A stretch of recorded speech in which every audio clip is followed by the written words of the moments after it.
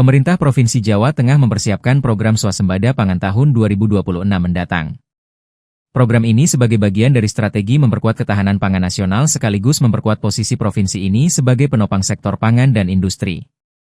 Kepala Dinas Penanaman Modal Pelayanan Terpadu Satu Pintu, DPMPTSP, Provinsi Jawa Tengah, Sakinah Roselasari menegaskan bahwa posisi Jawa Tengah sangat strategis, bukan hanya sebagai lumbung pangan nasional tetapi juga sebagai pusat pertumbuhan industri.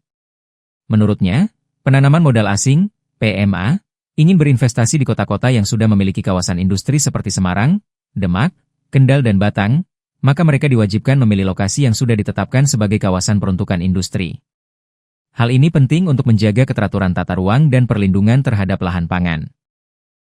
Kendati demikian, Sakinah menyayangkan masih ditemukan sejumlah kasus di mana investor membangun usaha di luar kawasan yang telah ditetapkan, salah satunya disebabkan oleh penggunaan jasa konsultan yang tidak kredibel. Sakinah turut menyoroti proses izin lingkungan yang kerap menjadi kendala, terutama bagi investor asing yang harus melalui prosedur di Kementerian Lingkungan Hidup dan Kehutanan, DLHK. Sakinah menyebutkan bahwa pemilihan konsultan sangat penting untuk mempercepat proses perizinan.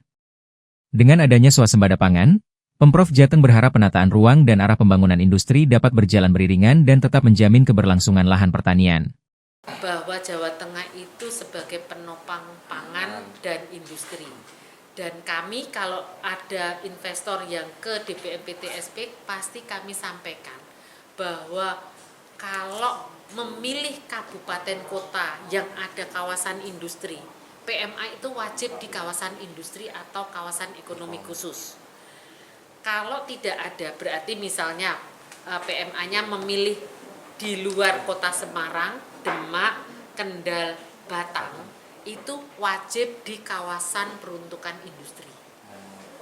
Dan jadi itu, kemudian apakah ada investor yang kemudian membeli di luar kawasan itu? Ternyata ada, dan itu karena konsultannya yang melakukan hal yang salah. Jadi ada investor, ada konsultan menggunakan konsultan yang tanda kutip tidak benar, memilihkan lahan tidak sesuai peruntukan, ke tempat kami komplain.